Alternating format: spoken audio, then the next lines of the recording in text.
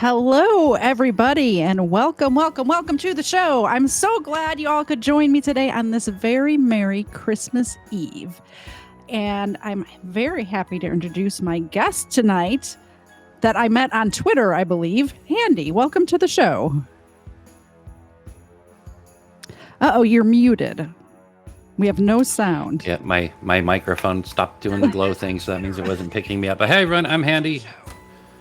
So you can find him over on, are you on YouTube as well or just Rumble? Just Rumble right now. My show's a little too, I think, too on the nose for YouTube. It is. It's a little spicy over there sometimes. Yes. So just on Rumble and X. You actually put the link in the description to the video that'll take you to the website we're using, and it'll link you to everything. My Rumble channel, my X, the coffee company who loves me, all kinds of good stuff. So you were in the chat last week, and I announced that this show was coming up, and you're like, you were really interested. So I reached out to you this week. Usually I book guests like a month in advance. So this is short notice for you, which I apologize for. But I didn't know you a month ago. So, what are you going to do? But you're really into this sort of music, or music in general, I guess. And had heard this backstory before, and I love having guests on. So welcome, and we're going to get into the story. Before we do that, I saw something happen before we went live. Mr. Parson donated $5. Merry Christmas to Xena and Ava. Let's make them a little bit bigger over here. There's Xena. She's taking a nap, but she gets a cookie because Parson loves her. Hi. That's one for you. She almost got my fingers there. And there's the little terrorist Ava. That's for you. She's very gentle. Don't let that fool you. She is a terrorist. Yeah, my terrorist co-host is, I think, sleeping right now. So there will be no cats jumping on my head during this stream for now.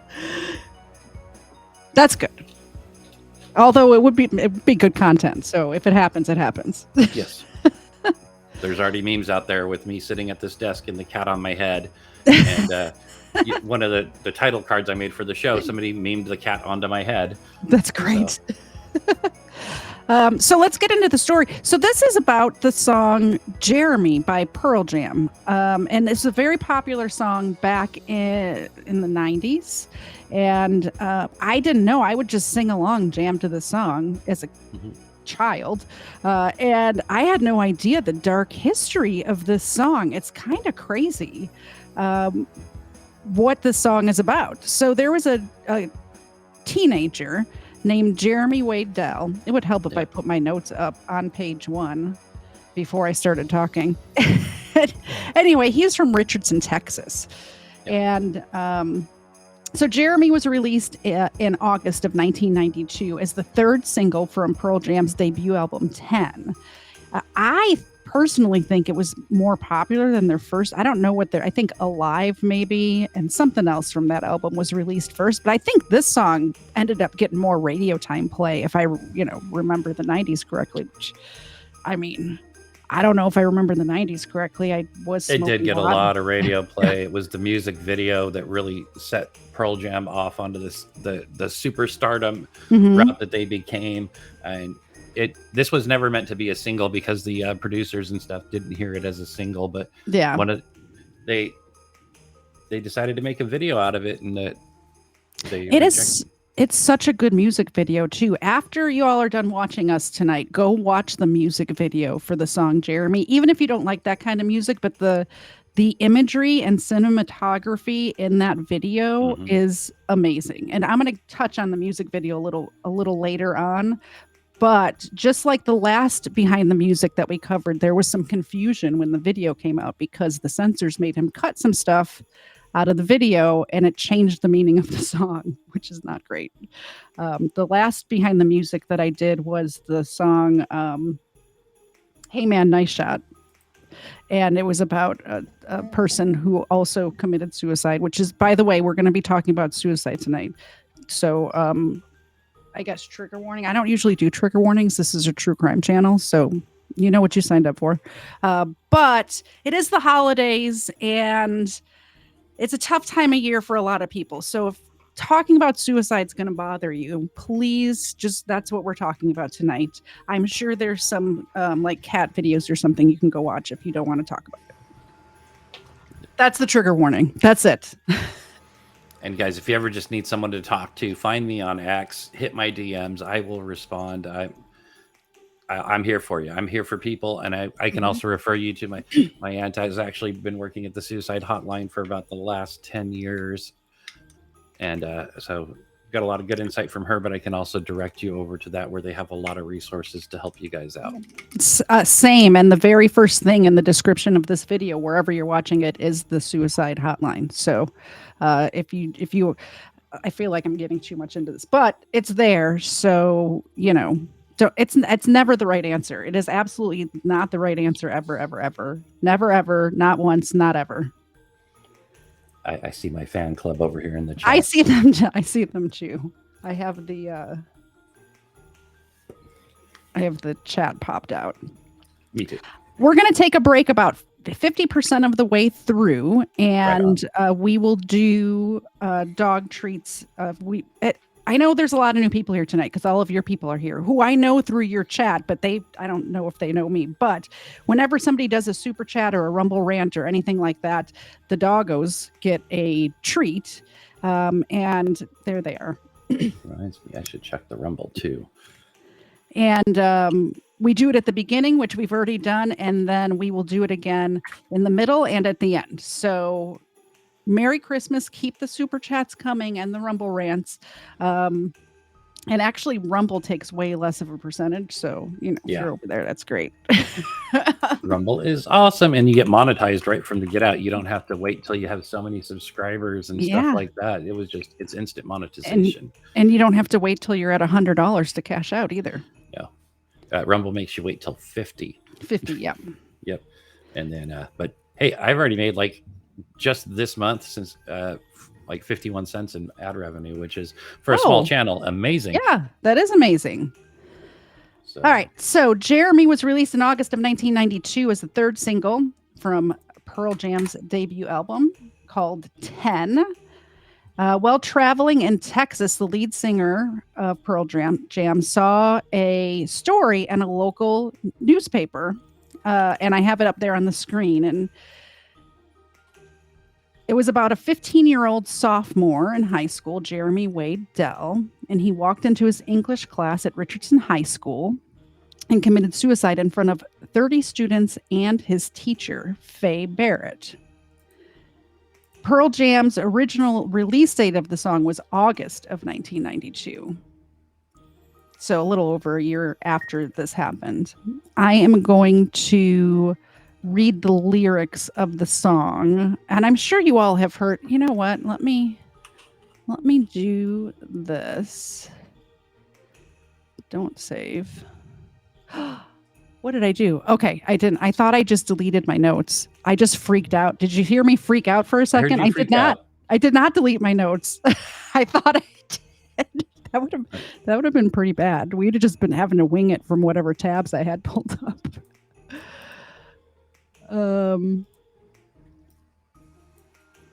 Give me 1 second because there's one tab that I forgot to pull up, but I put it in my Discord and meant to pull it up, and I did not do that. So this is a live show, by the way. This sort of stuff happens every time. Every day. Every time. I'm live twice a day, so it's way fun. Yeah, exactly. Oh, I guess while you're pulling stuff up, I can kind of plug the channel. Yeah, definitely do that.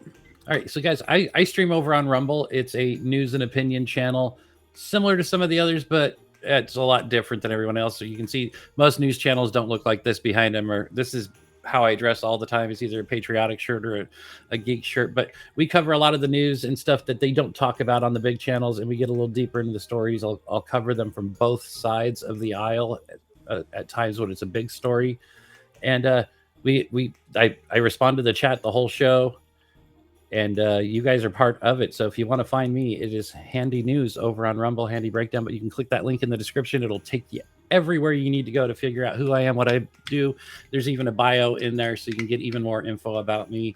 Uses the same goofy picture that I'm going to take a new one of. I took that picture just as a quick promo. Yeah. For site because he wanted to put it on the website. And honestly, guys, if you go over there to Handy News on Rumble, I mean, Handy's great, don't get me wrong, but his chat is freaking amazing. That's why I go. Not I mean, like I said, you're wonderful. Don't get me wrong, but your chat is great. Hey, Mumbly's just showed up over here on YouTube with us. Mumbly has a YouTube channel too, guys. He archives memes on his channel. It's amazing. Okay, feel free to promote your Erica is my mod here today, and she can put the links. If you can find people's links, feel free to share links in my chat. Awesome. I'm all about cross-pollination because somebody doesn't watch me 24 hours a day. They need to watch other stuff. What is Parsons in the Rumble chat? Can he give a link? Who a link?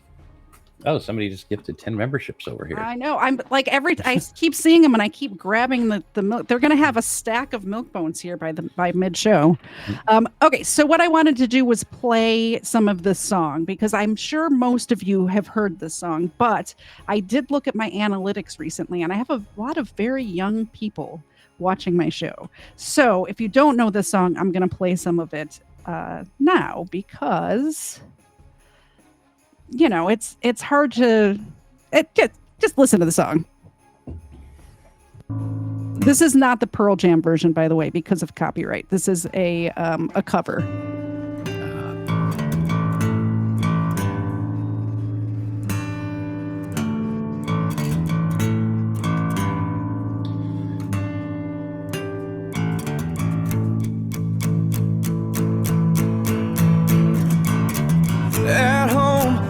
Pictures of mountaintops with him on top, lemon yellow sun, arms raised in a V. It is hard not to sing along. In pools of maroon below, Daddy didn't give attention, to the fact that Mommy didn't care. King Jeremy the wicked overruled his world. Jeremy spoke in class today. Jeremy spoke in class today. Clearly I remember picking on the boy, seemed a harmless little. Oh, but we unleashed a lion, gnashed his teeth and bit the recessed lady's breast. How could I forget? And he hit me with a surprise laugh. My jaw left hurting, oh, drop wide open, just like a day. This guy has such a voice. Very nice voice.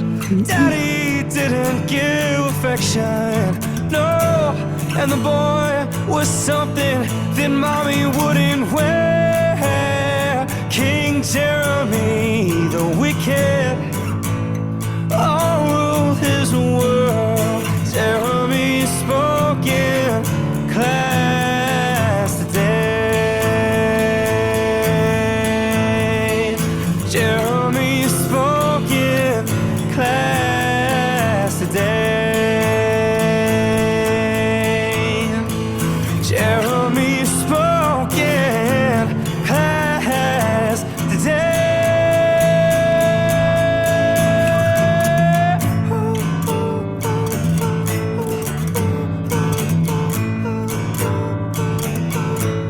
Try to forget this, try to forget this, try to erase this from the blackboard.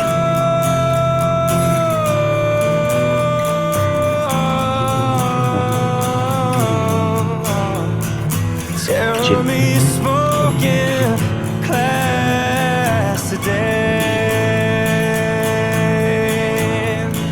Jeremy spoke in class today.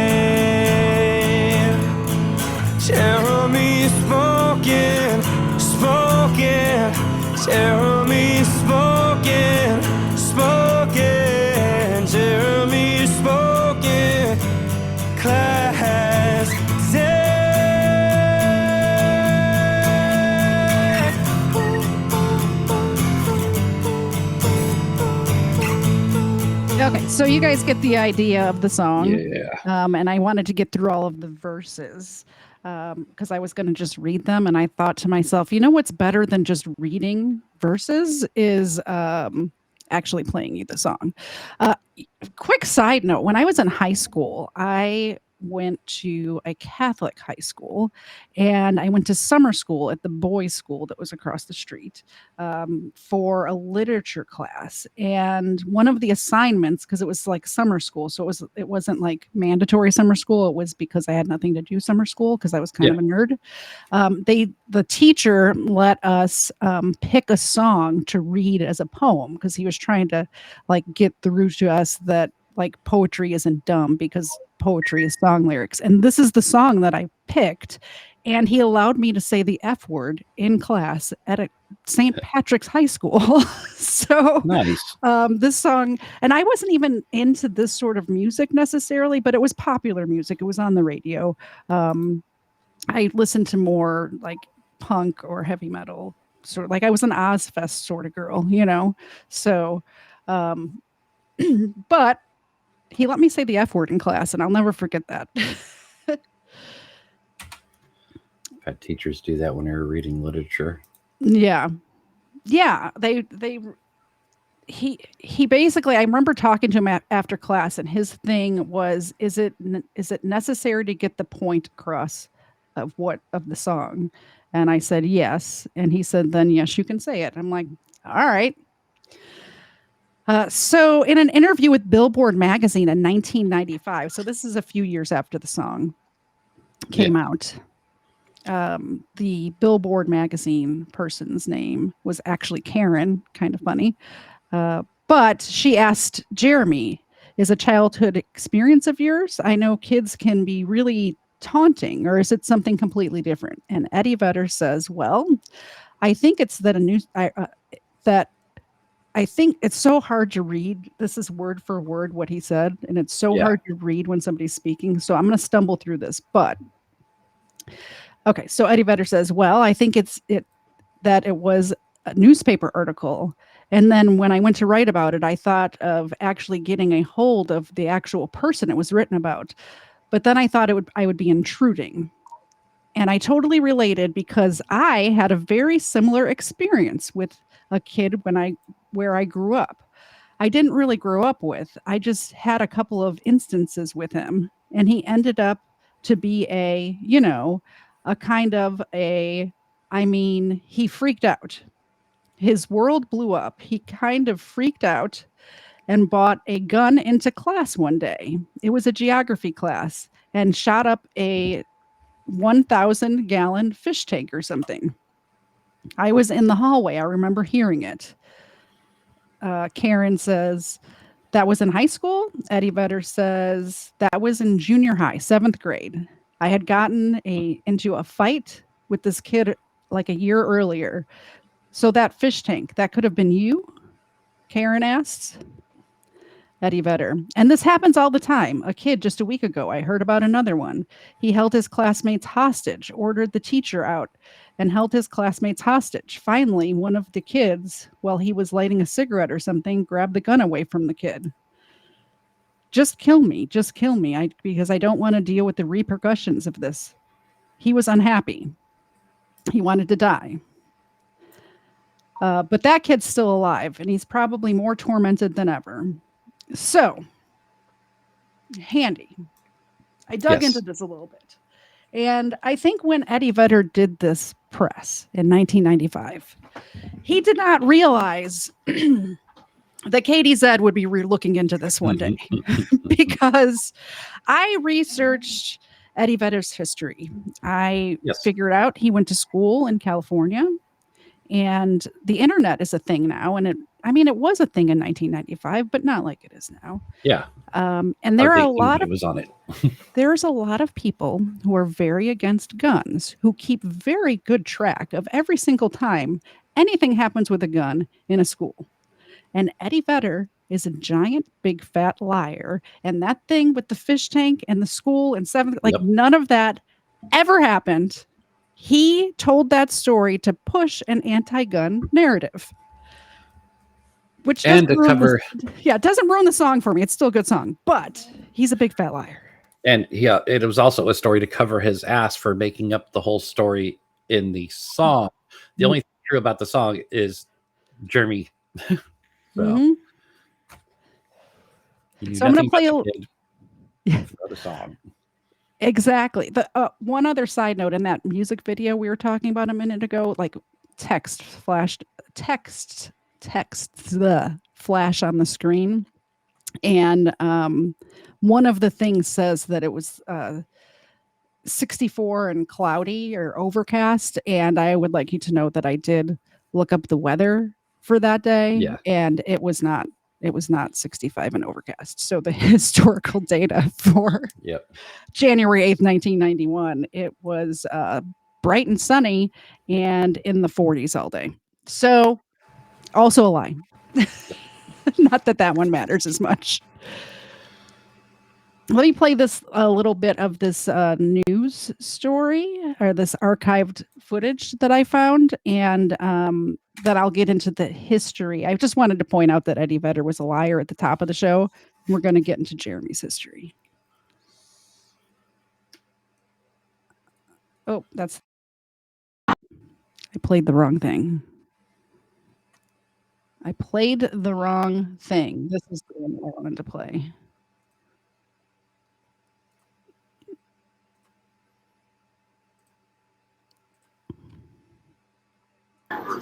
This is what I really needed.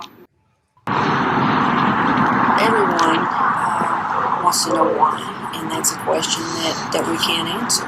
And told the teacher as he was standing by her desk that this is what I really needed. And then he placed the gun in his mouth and shot himself. I was right across the room at my locker. I heard a shot, and a girl came screaming out of the room, "Oh my God." People started running out of the room screaming and running everywhere, and teachers were everywhere, and then police officers showed up. During our visit to the school, several students came up to me and stated that the boy has often complained of problems here at school and at home, but none of them could go so far as to say that they would ever believe that it could lead to what happened here this morning. Kind of gives you a scary feeling, you know. I mean, what can be done? How do you find out about things like that? How do you help stop it? How do you keep things from that happening, you know? How can you prevent it? And the sad story ends the same way it began. More questions than answers. How about those outfits? Brings me back, I'm telling you. Oh, yeah. Absolutely. So in the song, it touches on that he was bullied in school. It also touches on that his parents weren't there for him. Yeah. And I think that Eddie Vedder should have just written the song and left it at that and not connected it to this child. Yeah. Because the song has nothing to do with the actual real Jeremy Wade Delle. Because... Like you said, oh, sorry, go ahead. It's like you said, he spun this narrative connecting it because he wrote a song based on a headline and then saw an opportunity to push an anti-gun narrative because him. Because he wants, exactly that. I think he was mid-interview realizing he's talking about a real person because as I was reading, I read the whole interview. He says, "Oh yeah, it's about this kid and he was bullied and stuff." And I think he realized mid-interview, I don't know if that actually happened. So on the spot, he made up this oceanography class with the fish tank getting shot up to kind of take it off of this family. Because even in the interview, he says, "Oh, I was going to reach out to the real people and then I didn't want to be intrusive." Well, writing the song was a bit intrusive. So, and attributing it to that person. It's a real person who had a real, life and everything. Well, yeah, it wasn't until 95 that he added this second part of the story when the family had found out the song was about their son and started to complain. Yeah. And the same thing happened to that last one that we covered with, what was that guy's name? Bud Dwyer. Bud Dwyer, yeah. His family was not happy with that song either. Nope. And it was mistakenly attributed to being about Kurt Cobain. Nirvana's lead singer. And nobody was nobody was happy. So there was one that I had done before, The Way. It was the name of the song by Fastball, and that family was not happy about it either. They appreciated the tribute, but they would have rather not had the attention. So, by the way, go back if you're watching this right now and like the history of music. If there's dark history with music, I'll tell you about it. The Way is the name of the episode, I believe, but it's about an elderly couple who went missing. So Jeremy Wade Delle actually had a loving family. He was not bullied in school. At least he was not bullied any more than a normal kid was in the 90s. Everybody was a little bit bullied in school. I was bullied in school. I didn't kill myself in front of my class. I didn't shoot up the class, He had a loving family who understood that he had emotional issues and were doing everything in their power to deal with them, His mom was interviewed years later. I have a clip of that interview as well. And when I saw this interview with his mom, I thought to myself, like, when you listen, like, a big part of the song and even a big part of the imagery in the music video is his parents, like, ignoring him or not giving a crap about him. And when you see this mother, it just breaks your heart. You know what I mean? Yeah. It's sad. Mm-hmm. Very much so. And people's lives were laid bare, and he chose, like you said, to link it to this particular person in the news article instead of just saying, "Oh, I saw a random headline and wrote a song." Yeah, that's all it had to be. Exactly. Here's the mom's interview. Did. Mm-hmm. Yeah, he probably didn't even read the whole story. No. A nightmare. For the first time, she's talking about the song and its connection to her son's death. News 8's Cynthia Seguirre has this WFAA original. It is very relevant in America today.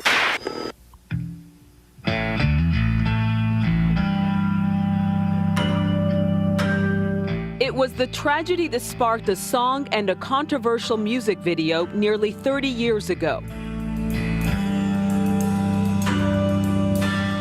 Jeremy by Pearl Jam. That day that he died did not define his life. Wanda is Jeremy's mother. He was a son, a brother, a nephew, a cousin, a grandson. He was a friend. He was talented. On January 8, 1991, her son walked into his English classroom at Richardson High School and shot himself in front of his peers. In an instant, everything changed. I was at my office, work.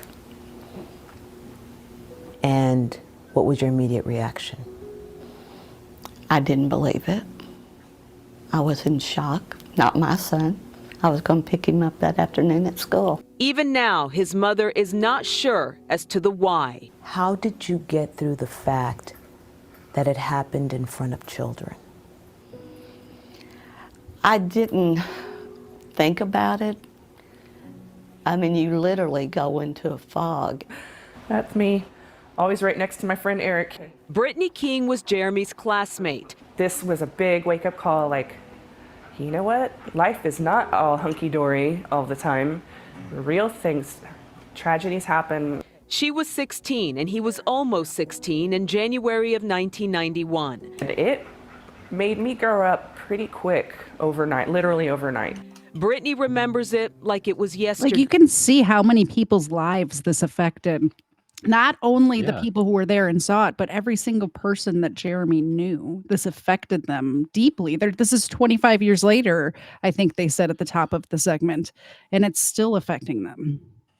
Right? I mean, and then every time the song's on the radio, they have to be reminded now, too.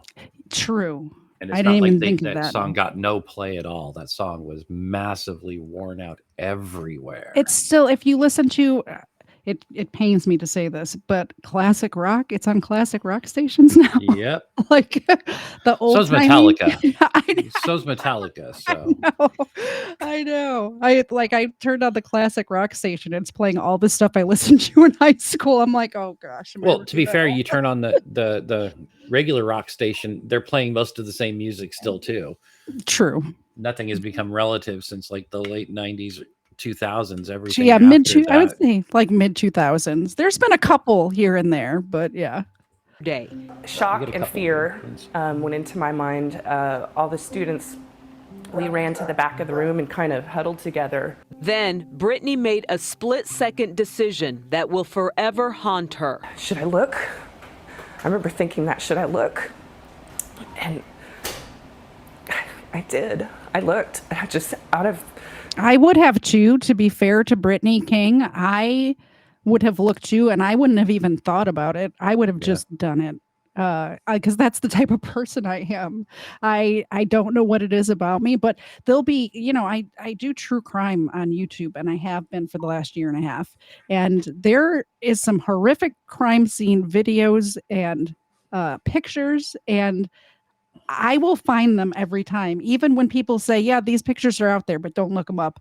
I'm the one that's looking them up. I'm looking at all of them. I'm watching the videotapes of ISIS. I'm watching, all of those things. So I don't know if Brittany here handled it as well as some people, but maybe I'm just immune to it at this point. I'm not sure. I feel the same way. I grew up rough and rowdy, and I'm kind of immune to this stuff. Yeah. Yeah. I don't know why. I don't know why I looked, but I did. And I'll never forget. I will never forget it. A newspaper clipping about the shooting at Richardson High caught the attention of Pearl Jam, and the rest is history. But I was angry at them for writing that song. I thought, you don't know, you weren't there. That story's not accurate. He drew this in 1982. When you walk into Wanda's home today, Jeremy is everywhere. His Best of Shows ribbon. He won first prize at the Texas State Fair. He won Best of Shows. And this is all before he was, 12 years old. He drew this award-winning picture of an elephant when he was just 7 years old. Wow. Jeremy clearly had a gift. This is the room where we meet each Wednesday night. 12 years ago, Wanda decided to move on by helping others. She started leading a grief support group at her church.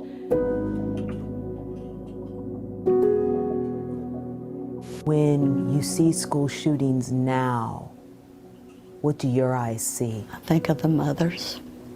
I think of the sisters. I think what'll be said or what opinions will be thought about the student. But it's the mothers and the sisters that I want to wrap my arms around and tell them that someday it'll be better. That was. So everybody, pray for Wanda, Jeremy's whole family, but especially Wanda. I love that she's doing something to help other people, because she's been there. She knows what it feels like. She's actually helping people, which is wonderful. So you can see the pain, though. You can see the pain in her face still, even all this time later. Absolutely. Jeremy was a troubled kid, like I had said a minute ago. He had just gotten out of an in-school suspension that happened it happened before the Christmas or the winter break. So this was like the first week back in school, and he had just gotten back into he was on the in-school suspension during that time. And the reason he was in the in-school suspension is he had stolen some cash out of a money box at a basketball game. When I heard this, I thought maybe like a concession stand or like if they were selling, I wouldn't think they would be tickets for a high school basketball game, but maybe something like that. But I'm picturing one of those like metal boxes, Yeah. Just the metal box with a little slit in the top that they had the drawer that would slide up. And I know what you're talking about. Exactly. So leading up to this, he did have other suicide attempts. He had a girlfriend named Nancy. Nancy broke up with Jeremy in April. And 2 days after that, Jeremy is hospitalized after trying to commit suicide by taking an unknown quantity of pills. So that's his first suicide attempt. Jeremy, at that time, his parents do the right thing. They put him into an inpatient adolescent program at Timberlawn Psychiatric Hospital in Dallas. Like I said, he had a very loving family. I could probably tell you some things about the program that they probably put him in, because unfortunately at a young age I was put in one of those programs too. So I didn't know you had firsthand experience with this. I have firsthand experience with it. So but go ahead, continue, and I'll elaborate later. Yeah, if you can jump in, and if you want to talk about it. If you don't want to talk about it, I totally get that too. Basically, these programs are just you go in and they just medicate you up. I mean, day one was Valium.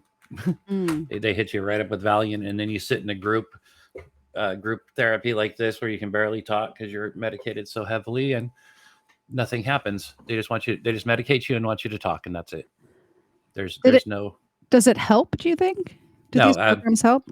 No, I called my mom and told her what they were doing. I said, "You got to get me out of here. This isn't going to do anything but get me addicted to freaking other drugs." Valium, yeah. Yeah.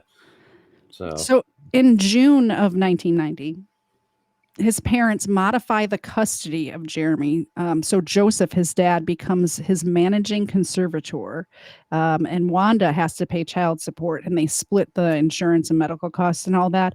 And they didn't do this because Wanda was a bad mom or wasn't taking care of him. They did this because Wanda and Joseph were a team, even though they were divorced, and wanted to do what was best for their son. In July, according to police records, Jeremy meets Nancy again at the Summer Burn Retreat, which is a thing with the Casa View Baptist Church. And he climbs up a cliff and he threatens to jump off a cliff. He didn't jump, but he did. The authorities were called because he was threatening to jump off a cliff. So that's a suicide attempt number 2. I guess you would call it an attempt. He was threatening suicide. He did climb a cliff, but he didn't actually hurt himself physically that time. That was more of a call for attention. Yeah. In front of a big audience trying to get help. Exactly. Jeremy gets a pass to come home from Timberlawn, and he becomes an outpatient. So he's going in still for counseling, but he's not living there anymore. I would think probably those type of programs help more than the inpatient. I'm not sure. I don't personally have experience. I have experience with drug rehab programs, but not we and just getting to touch on a personal side, one of my kids has some mental problems and stuff, and we had him in an outpatient therapy program, but they'd also pick him up and take him to do things like horse riding and different petting zoos and different things like that with the therapist. So it got him out of the house, but he was still at home the full time. It was a pretty good program. It helped a lot. So then we decided to go back to his mom. She did not continue the program. So one night, Jeremy drives to Nancy's house and threatens to shoot himself because of family and school problems, is all he said. So that was attempt number 3. Also in that one, he didn't actually hurt himself. Michelle, let me see. I'm trying to keep this straight because he's got 2 girlfriends and I want to make sure I get their names right. So Nancy was the first girlfriend that broke up with him. So Michelle's the one that he met at Timberlawn. So she's obviously got some sort of issues as well. Yeah. I'm not sure if that's a good thing that they're connecting like that. They might do well and help each other, but or they're going to go down the natural born killer's path. Exactly.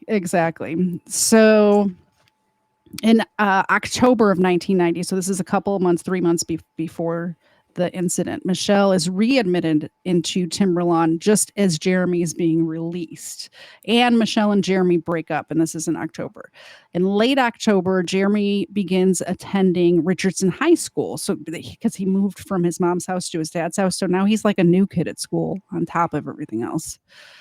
According to Richardson High School assistant principal, Mr. Rosenborough, the problems that Jeremy faced at Richardson High School dealt with truancy and an alleged threat against an algebra teacher. Jeremy had his locker searched 3 times before Christmas break. The searches yielded several bottles of whiteout and a Cults That Kill book.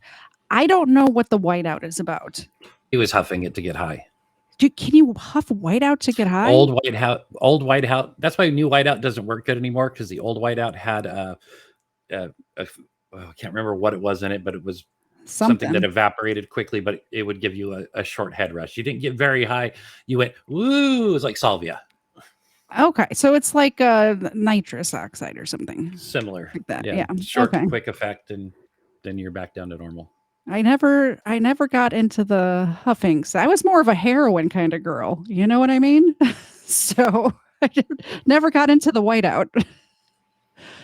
So November, this is November 1990. Jeremy casually tells multiple classmates about his fascination and preoccupation with suicide. He is reported to the school counselor. It is not known what the counselor suggested as treatment, or if this person even helped Jeremy at all, told his parents. We have no idea. We just know that people in the school, like other students, he was talking about suicide. They reported it. There's no record if anything was done at all, which is kind of crazy to me. You would think once this happens and he goes in front of a classroom of 30 students and kills himself, there would be records, meticulous notes of what happened, instead of just a bunch of kids saying, yeah, I heard him talking about that and I reported it. That's it. Yeah, there probably wasn't much of an investigation back then either, because you would think they would at least tell his parents, because his parents know his history. Remember, he's new at this school, right? So his parents know about 3 different suicide attempts. So if his parents were notified, you would think that he would have been right back at Timberlawn. You know what I mean? Yeah. Or maybe the parents kind of hid it because they didn't want him to be ostracized in the new school that he was in. It was like a fresh start. He's out, he's clean. Don't tell him anything about it so he doesn't get that stigma over his head. Yeah. Well, true. I could see that happening, but the school not telling the parent, I could see it not going, the information not going both ways because of exactly what you said. But the school should have told the parents, in my opinion, allegedly, in my opinion. They should have. They should have. Absolutely. But they may have dealt with it just with their counselor, and the school counselors aren't like real life counselors. They're just people that are more like HR people in school. Yeah, true. In early December, Jeremy attends his last regular classes before being put into in-school suspension for the threats against the teachers. In December 11th, 1990, Jeremy allegedly steals money from the cash box at the basketball game. He's reported by fellow students for threats against his math and English teacher, as well as suicide intentions. The next day, so this is December 12th, the assistant principal, that Joe Rosenborough that we talked about a minute ago, he notifies the police of the alleged threats and the Cults That Kill book.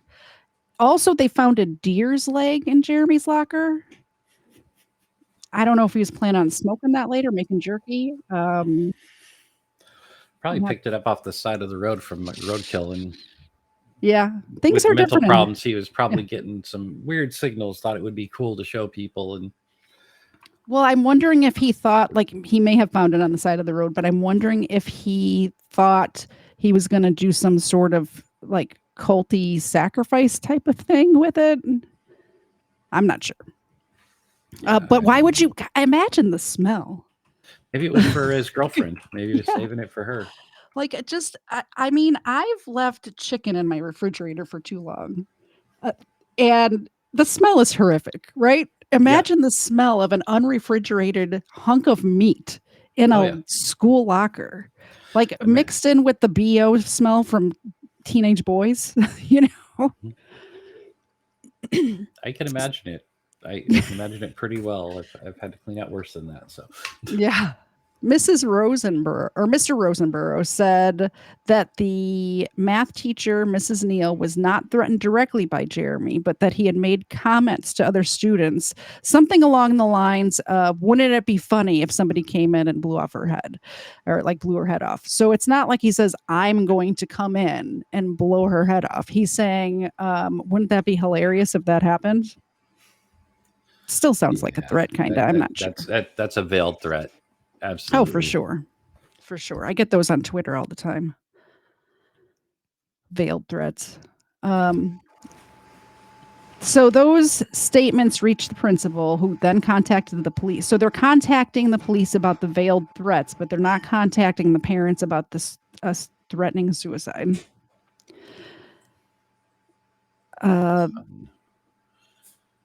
Sorry, you can jump in whenever. Yeah. Oh, no. Go, keep going. I'm listening. Okay, sorry. I don't want to cut you off if you have something to say. So the police officer in school, Mr. Foster, made a report, and Jeremy was taken out of Mrs. Neal's class. So that evening, this is December 12th, Jeremy is arrested for the theft. Police also questioned Jeremy about threats against the teacher, and Jeremy says that he made general comments and then it was twisted into rumors that was passed from student to student, and it came out on the other side as a threat. And he didn't really threaten the teacher at all. So Joseph, this is Jeremy's dad, tells police that Jeremy has had a lot of psychological treatment, and that Jeremy was at Timberlawn earlier in the year, and that he is checking into options for Jeremy. So the Joseph asked the police to kind of go easy on him, like, don't put him into the criminal system because we're going to help him. And the police kind of are like, oh, okay. So he gets suspended from school. And because he has such great parents, which Eddie Vedder failed to realize, they are doing everything they can to help this kid. They realize that he's got issues. They're trying to help him. It drives me nuts. So December 14th, a couple days later, Jeremy is confined to the in-school suspension for the rest of the year for both the threats, the stuff in his locker, and the it says also due to the fact that he was hospitalized at Timberlawn, but I don't know why that would cause him to have in-school suspension. I may have mistyped those notes there. He was in school suspension before for smoking and substance abuse and truancy. So late December 1990, sometime after the week between Christmas and New Year's, Jeremy tells Michelle that he was given a gun as a present for Christmas. What are we doing here? Yeah. We know he's got psychological issues. Why are we getting him a gun as a gift? What's happening?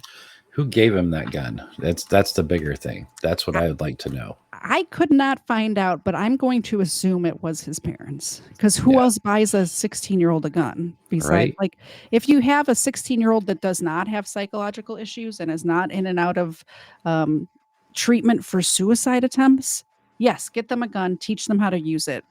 Proper training. Yes. Mm-hmm. I agree 100%. Yeah. But this doesn't seem like the kind of kid that had any kind of training for a handgun or anything. Somebody just gave him a .357 Magnum revolver, or did he steal it from somebody? That would be my bigger guess. Yeah, maybe. But either way, he may have just taken out of his dad's gun safe or something like that. Yeah. But if somebody gave him a gun as a gift, that's not the right move, you know. So January 6th, 1991. About 11 a.m., Michelle calls Jeremy, and Michelle remembers that Jeremy seemed kind of depressed, but that was kind of usual for him. He boasted that he was on acid and that he did more drugs than ever before. Michelle told him that she might be pregnant. So his state of mind is messed up. He's on acid. He's finding out information that this girl might be pregnant. And it's not his. Yeah, which by the way, one of the things that was found in his locker was a "What to Expect When Expecting" book. Yeah, it's not his kid, but this is a girl that he likes. That he would. He's thinking that he would be like a stepfather type person. Yeah, it sounded like he was trying to be to figure out how I could be the dad to the kid because he loves the girl so much. Mm-hmm. Exactly. Michelle told him that she might be pregnant, but Jeremy is not the father. During the conversation, Jeremy told Michelle that he would die for her. Jeremy starts to write and send suicide letters as well as tapes to friends, but they would not arrive to the friends until after. And let me pull this up. This is one of the letters that was written. Bandit is throwing Christmas presents out to everybody. There's another 5 memberships. Actually, let's take our mid-show break before we. Good. I gotta give these dogs some treats otherwise. So let's scroll back. Thank you very much to Bandit. And just so you guys know, every single person that received a gift membership gets entered into the drawing, the January drawing. The first show of every month, I do a drawing. Everybody who donates or is donated gets a gift membership. So every single one of my members, anybody who's on the show, so you get an entry. You're here, you get an entry, or calls in. I take calls at the end of some shows, gets their name on one of these little things in this jar, and I pick a name from the merch shop. Or I pick a name and they get something from the merch shop. KatieZ.com, by the way. Get your stuff. Let's throw that link up on the screen while we're talking about it. Just a quick thing. Amanda in the chat, that's duh. That's my duh. Oh. So we got to fix her YouTube name. Yeah. I wrote that down. She's got a membership. Yes. Let's see. I was scrolling, and we got Parson already. And then next was Ray. Thank you for renewing your membership. I appreciate that. Hopefully you can come to the game night. I do a members game night as well once a month. So anybody who got gifted a membership will also be invited to that. I think we're doing it like on the 8th or something like that of this. I'm not sure. We'll date to be determined, but we usually do it on a Saturday night. The members can all come in here. We play a board game about crime. It was a lot of fun last time. Ron, thank you very much for the super chat. From my fur babies to yours, a stocking stuffer. Thank you very much. Amanda, thank you. From our furry terrorist to yours. And then Bandit gifted 10 memberships, and those were received by Amanda, Yo Mama, which is my mama, Jade. I'm going to sneeze. Give me 1 second. Maybe I'm not going to sneeze. Mike's Screaming Goat, NS I Love Trains, El Bay, Pokey. Royston got one. GMK Dort got one. Richard Hilliard got one. Victoria B, Vestige of Bees. And oh, yeah, that was it. So that was those ones. And then more memberships were gifted. Erica renewed her membership. Thank you, Erica. And yes, I will give Xena a treat. And Erica gifted 5 memberships. Every single person's going to be a member. This game night's going to be crazy next time. Smitty Sanitarium, it was gifted to members. Mirrors 420, which is hilarious, got gifted a membership. Tim Hicks, I think Mirrors comes and lurks in here. I think Mirrors is one of my haters. So they're a member now. Tim Hicks got a membership. Miss Mimsy got a membership. And Scott Ammo got a membership. And was there congrats more? All you guys. Yeah. Thank you, everybody. And Bandit gifted 5 more memberships. Mariner, Fraud Wrangler, also hilarious for other reasons. Zed Zippy, Chris Bird, Frank Leslie. Those were those memberships. So everybody's got their names in here. I'm going to get the treats ready. All right, I'll be We're right doing back. treats. Okay. Oops. Okay. You guys ready? Come on. Put on some cheery music.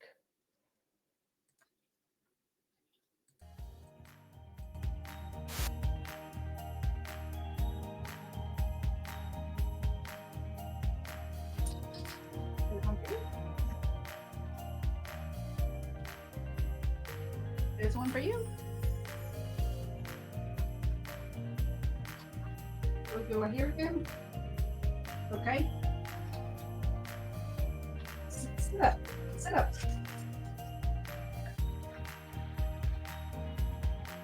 Do a high five. Good girl. You do a high five? Do a high five. There you go.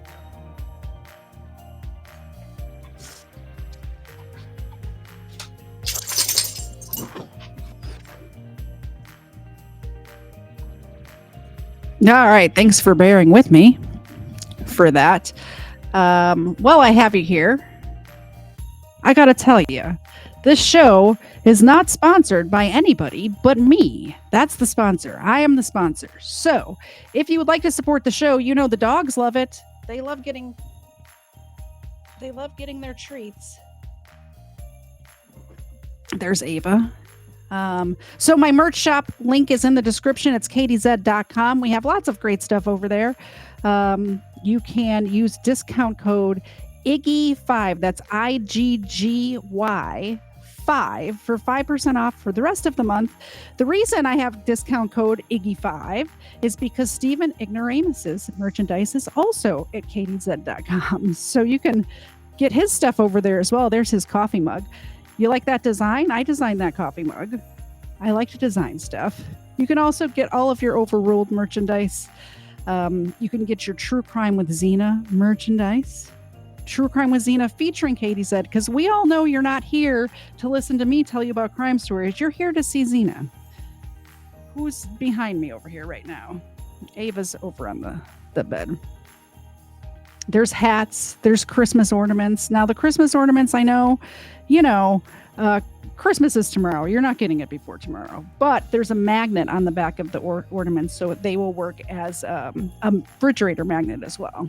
But we have coffee mugs and different accessories for my shows as well as Steven. So get in there, katiez.com at the merch show. If you do want to make a donation, but you don't want to do through YouTube and through Rumble Rants, you can go to buymeacoffee.com/KatieZed to buy Xena Milk Bones there. She appreciates that too. And they take way less money than either of those other. Jeez. If I'm ever not on YouTube, you can find me over at Rumble. That's rumble.com/user/KatieZed. All of my shows stay there. When I do the Crimeland episodes, I do not leave them on YouTube for obvious reasons.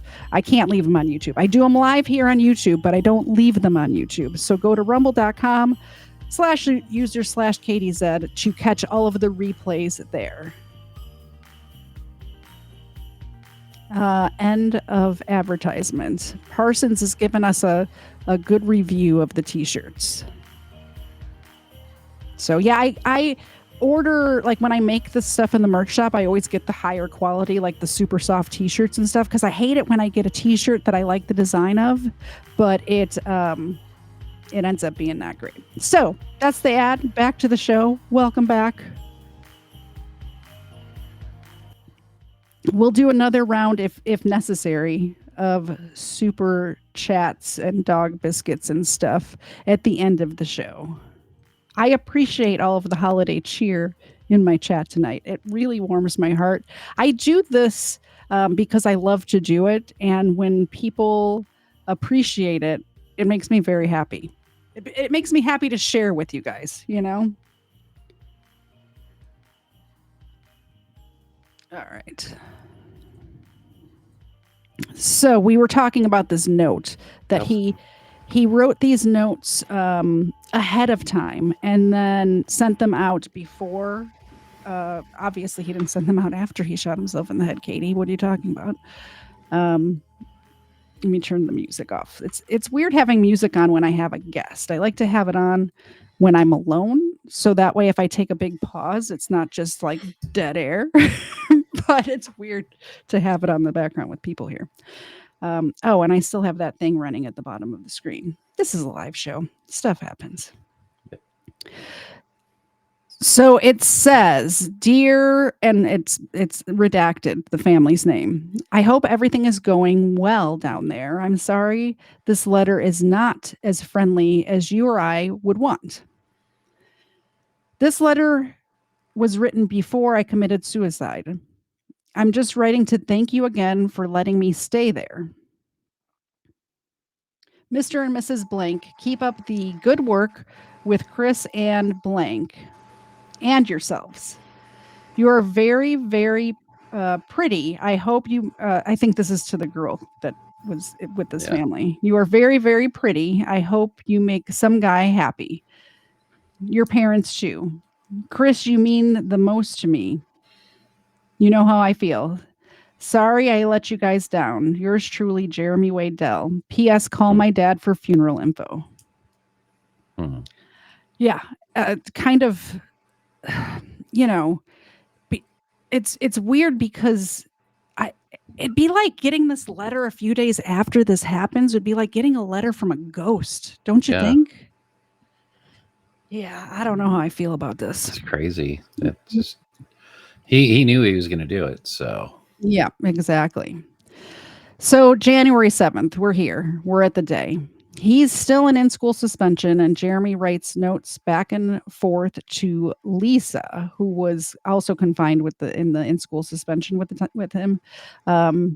He liked to talk about his life and to get to know Lisa and her life.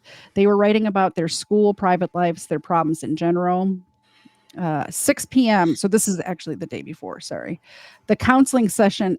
This is 6 p.m. The counseling session ends, and Jeremy walks to the house of Joseph's girlfriend at Harvest Hill Road, which is nearby. Joseph's girlfriend also gave counseling and was not expected to come home until 9:30. According to the police report in Joseph's statements, it was agreed that after the counseling sessions, Jeremy would wait at Joseph's girlfriend's house for his dad to pick him up, as he was working late on the counseling days. Jeremy would enter an unlocked door, raid the fridge, watch TV. Just a little note, from 1979 to 1985, there were 5 deaths of people under 18 related to whiteout that were reported. Really? Yes. Got to shout out to Site Alpha for finding the facts out. He's amazing. Thank you. I need Site Alpha on my research team. Oh yeah, I have the Rumble chat popped up. Yeah, thank you very much for doing that. He's the guy who built my website and everything. Follow him at Site Alpha on X. Yeah, hit me up on Twitter. I might have some work for you. I need help. I don't know what I'm doing here. I might need help. You seem like you know what you're doing. All right, so 6:30. According to the Jeremy story, which is a website, during the evening, Jeremy calls an RHS student to ask for help getting rid of a stolen stereo and getting drugs for a friend in rehab. Jeremy also talked about being tired of the BS and he had been putting up with at home, that he was in big trouble and he was really mad at Joseph. Joseph's his dad, by the way. I know I said that before, but we took a break and then we came back. So I just want to remind you guys who all the players are, who all the chess pieces are on this chessboard. The police report states that it was suspected that Jeremy stole both the gun and a golden ring from the house of Joseph's girlfriend, sorry, at Harvest Hill Road on that day that he went there after the counseling. Yeah.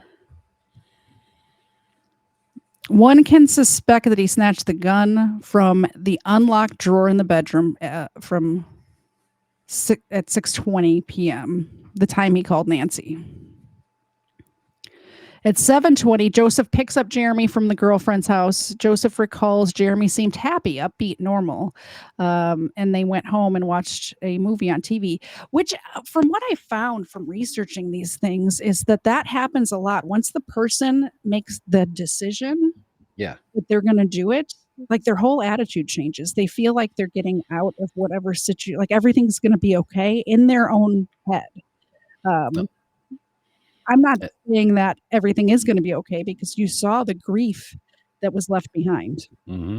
And that's why MAID works in Canada so well, why so many people sign up for it, because it gives them that feeling of relief, that just checking out instead of dealing with the problems. And that's why, guys, it's not a way out. You leave more pain and everything to everyone behind you. Absolutely.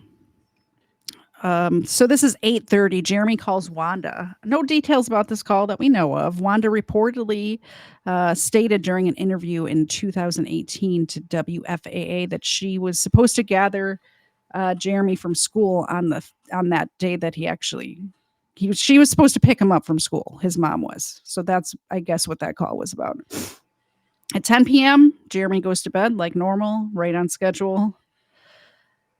Morning up, 5:30 a.m. Joseph leaves the house to go to work.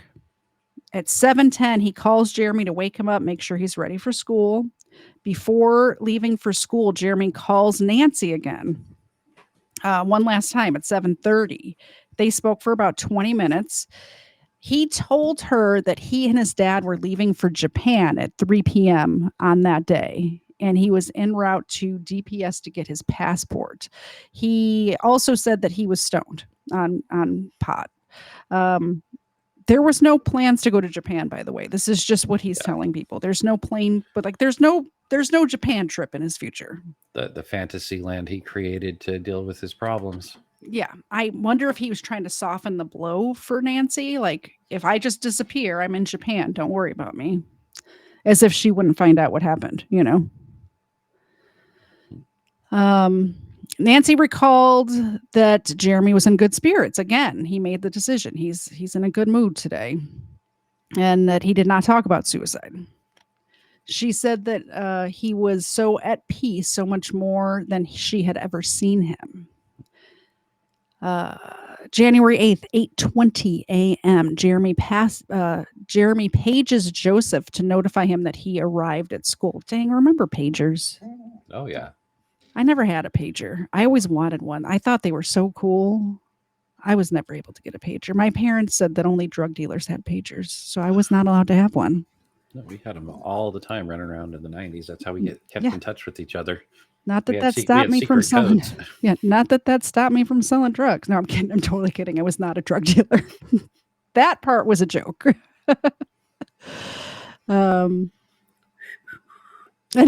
Yeah.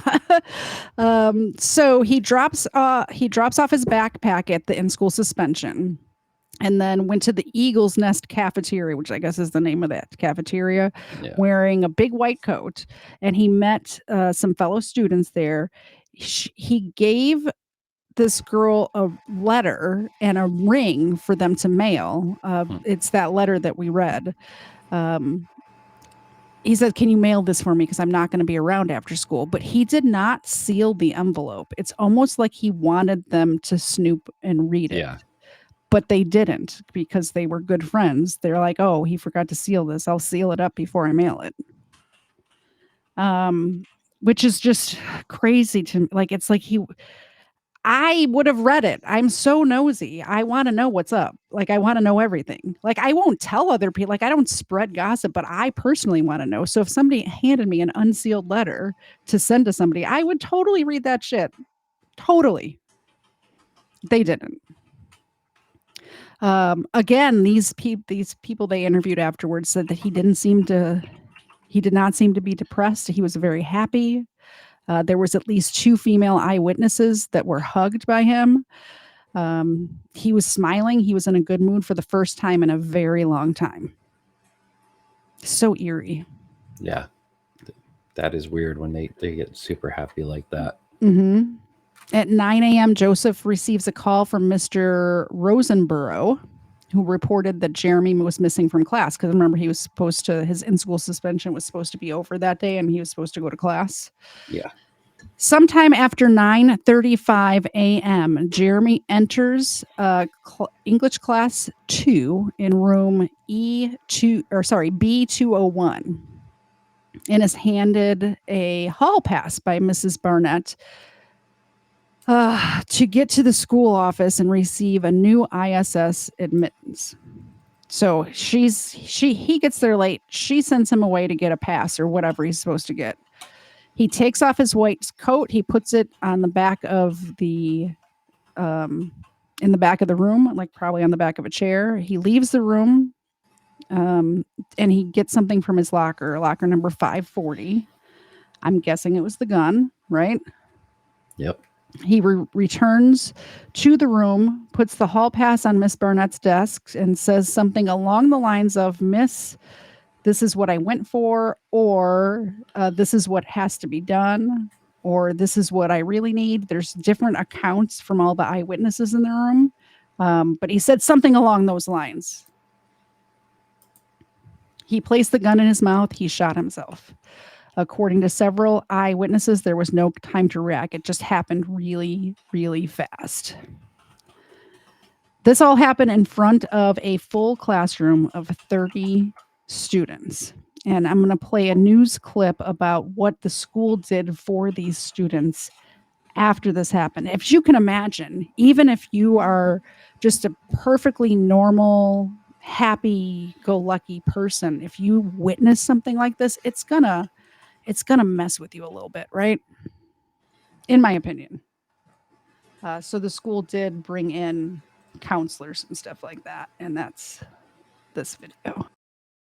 Everyone wants to know why, and that's a question that we can't answer. And told the teacher as he was standing by her desk that this is what I really needed. And then he placed the gun in his mouth and shot himself. I was right across the room at my locker. I heard a shot, and a girl came screaming out of the room, "Oh my God." People started running out of the room screaming and running everywhere, and teachers were everywhere, and then police officers showed up. During our visit to the school, several students came up to me and stated that the boy has often complained of problems here at school and at home, but none of them could go so far as to say. I just realized that this is the video that I had already played. I'm playing the wrong video. This is what happens around here. It happens a lot, guys. It's a live show. It is a live show. Maybe I don't have that video queued. Oh, I do have it queued. Here it is.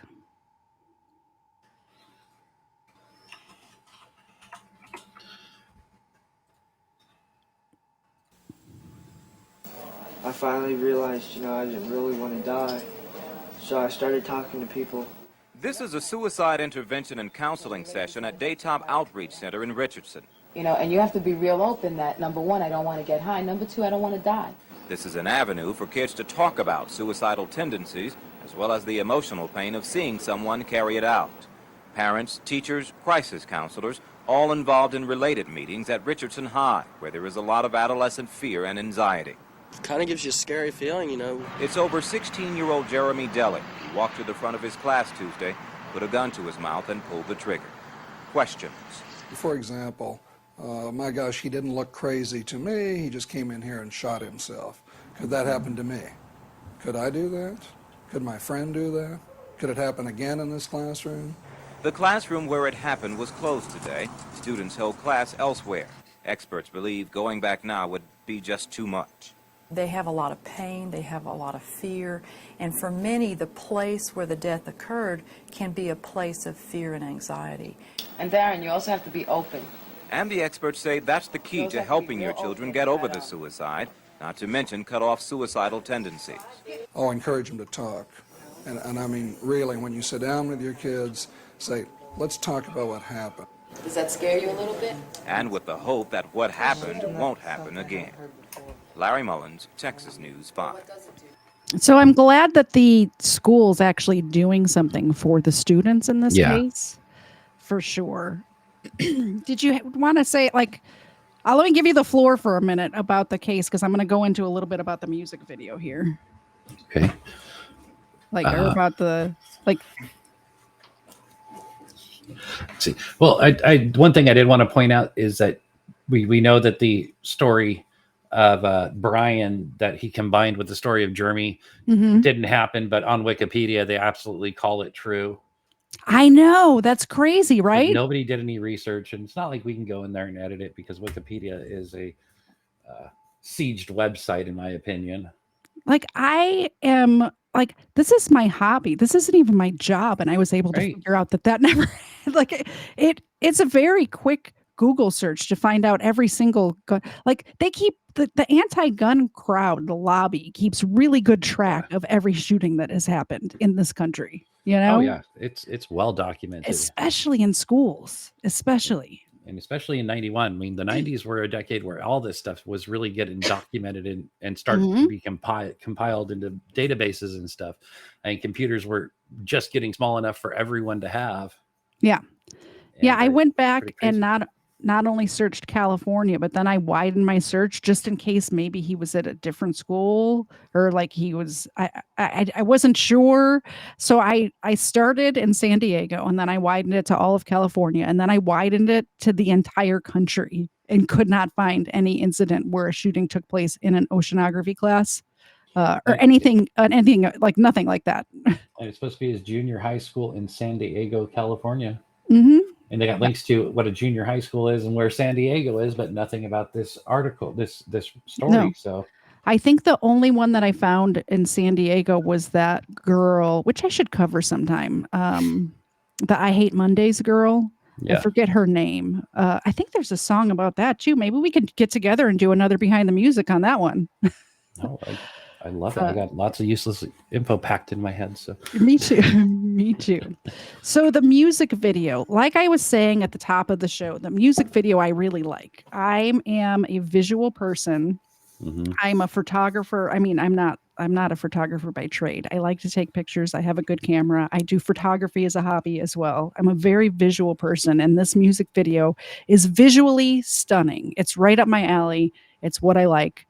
But it tells a story that's not true, which it doesn't have to be true. Most music videos are not true, right? But it's claiming to be true. That's the issue. That's my issue, first of all. Now, the music video follows the song. It's about this kid who goes into a school and shoots himself. The censors on MTV said you cannot show the part of the video where Jeremy puts the gun in his actual mouth. So when the music video came out, everybody thought it was about a school shooting. Like he went in there and shot his class, not the other way around. I'm going to play 30 seconds of the very end of the music video so you guys can see what I'm talking about.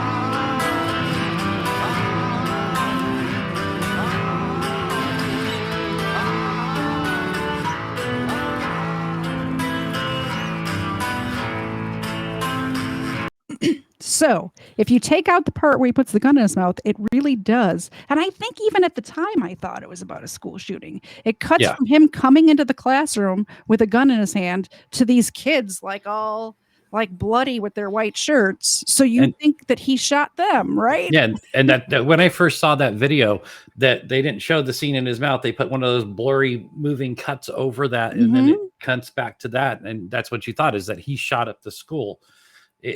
I think the MTV kind of guided that image very well. They didn't want to show the suicide, so make it look like he shot everyone else, because they all have blood on their shirts now. Exactly. So that's pretty much all I have. If anybody wants to chime in, you're welcome to do so. I put the link in the chat. I guess I should have asked you ahead of time if you wanted to take calls. I usually ask my guests, but we were doing some stuff, like we were dealing with issues before the show. So I'm cool with that. If people want to call in, let's talk. Most of the time people don't, but I like to give an opportunity. If you want to call in for a couple of minutes, tell me what you think, or tell us what you think of this story that we just told you. If you have any personal experiences, I would love to hear about it. And we'll give them a few minutes, because some of my friends may have to run to their studios or something if they want to call in. I'm going to put it in Rumble as well, in case you wanted to call in. I should have mentioned before I put it in there so people could get ready, because I forgot all of your people are here too, and they don't know me. We do have a friend calling in, Colonel Angus of Twitter fame. Hi, Colonel Angus. How are you? Hello, Colonel. I'm doing well. Good evening, ladies and gentlemen. Merry Christmas to you. Merry Christmas Eve to you and Zena and Mr. Yes. Zed. Yes. And to you, sir, I don't know your name. Joined late. Everybody does. His name's Handy. He's on Twitter. You would Merry Christmas, Handy. You would enjoy his account, by the way. Okay. I shall follow after this. At Right Handy 13. This whole episode spoke to me very much. Tomorrow will be 3 years since I lost my brother. Oh, I'm so sorry to hear that. Sorry for that. I appreciate it. And in addition, my stepson from my first marriage took a BB gun to school 2 weeks after Columbine. Oh wow. Yeah, that was a complete mess. Yeah, I bet. Was that here in Georgia, or was that somewhere else in the country? Was it near Colorado? No, it was in Georgia. It was in Conyers. Oh, okay. And I asked him about it when I got home. I get a phone call from my wife, and she's like, "Where's your gun?" I said, "It's in my truck." Yeah. She goes, "Are you sure?" And I went, "Well, let me go double check." And sure enough, my gun was in the truck. And so I get home and, set him down in the bedroom, just him and I. And I said, "So why'd you do this?" He goes, Terrence next door gave me, his BB gun, and I forgot it was in my backpack.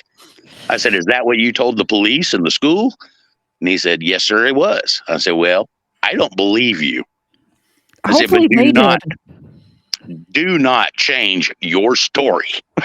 You stick to that." Mm-hmm. And so we went before the board and all that, because he was obviously suspended immediately.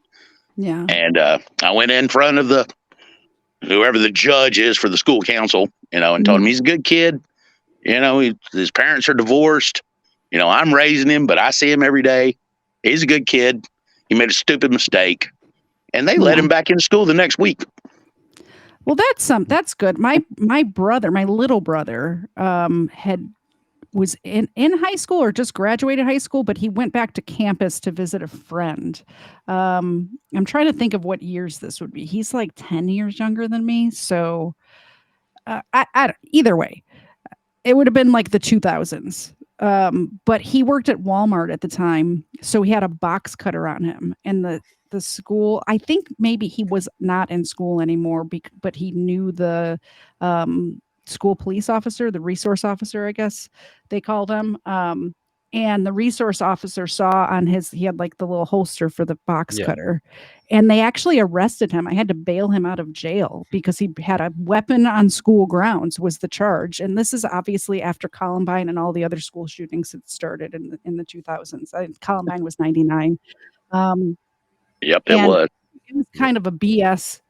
Like he was in his Walmart uniform, like the navy shirt that says Walmart on it with khaki. Like he was in the full Walmart getup with the belt with the box cutter. Like his job was to unpack boxes at Walmart, But they had it out for him, in my opinion. So I graduated in 89, and I guess about 87, 86, I purchased a butterfly knife at school.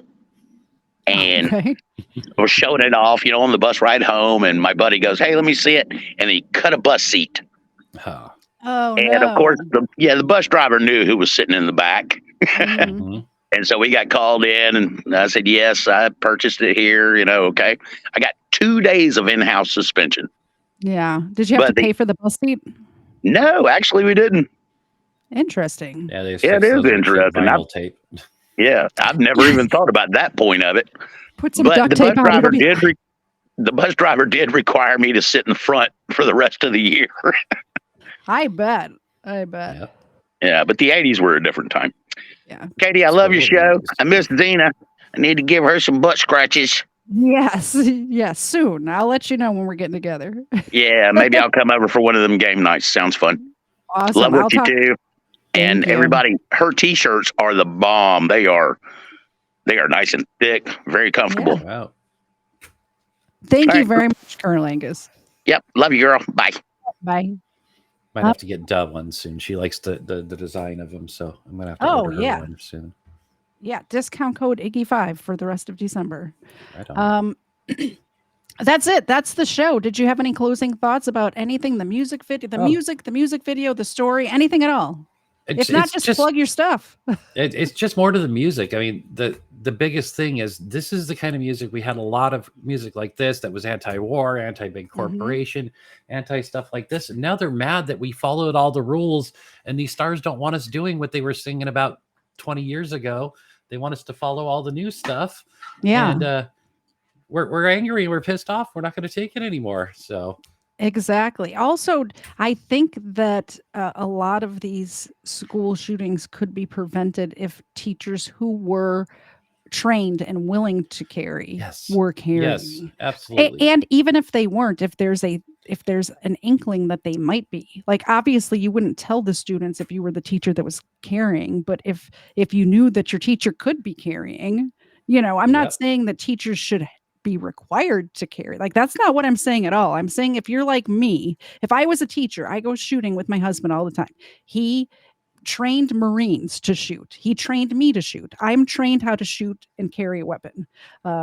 So I would be comfortable having a gun on me. I have a gun on me almost all the time, unless I am required not to have it on me, like I'm going to the airport or something. So exactly. It's right there. Exactly. Follow Handy. Watch his show. It's great. His chat is awesome. All the people who are here right now from Handy's chat, thank you very much for welcoming me with open arms into your community, because you have a great community over there. And I appreciate each and every one of you and my people too. Merry Christmas to everyone. Next week, I'm doing another Behind the Music because I have these researched already and I'm kind of busy. My mom's having a thing next week. I'm going to be taking care of her all week. So I don't have time to do a big research project. But the song is Polly. It's by Nirvana. It's about a real crime. The next week's is going to be a little more, how do I put it? Not that this was not bloody, but it's about a serial killer. Let's just put it that way. Yeah, it's very dark. Very dark.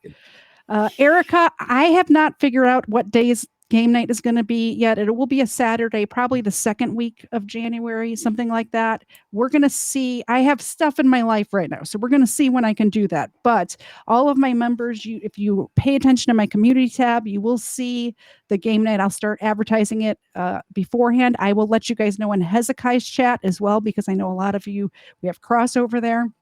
You'll know. Erica, you'll be the first to know when I know. Yeah, game night was fun.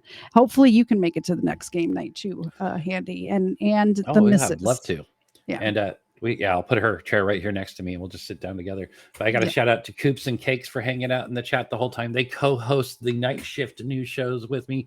It's a kind of a roundtable news and opinion show that we do every day at 6 Eastern, 3 Pacific. We may be pushing that time back because more people seem to want to get on at the 8 Eastern, 5 Pacific time. So we're working on our scheduling. I also do an hour and a half news show by myself every morning. It goes live at 11:30 Eastern, 8:30 Pacific time.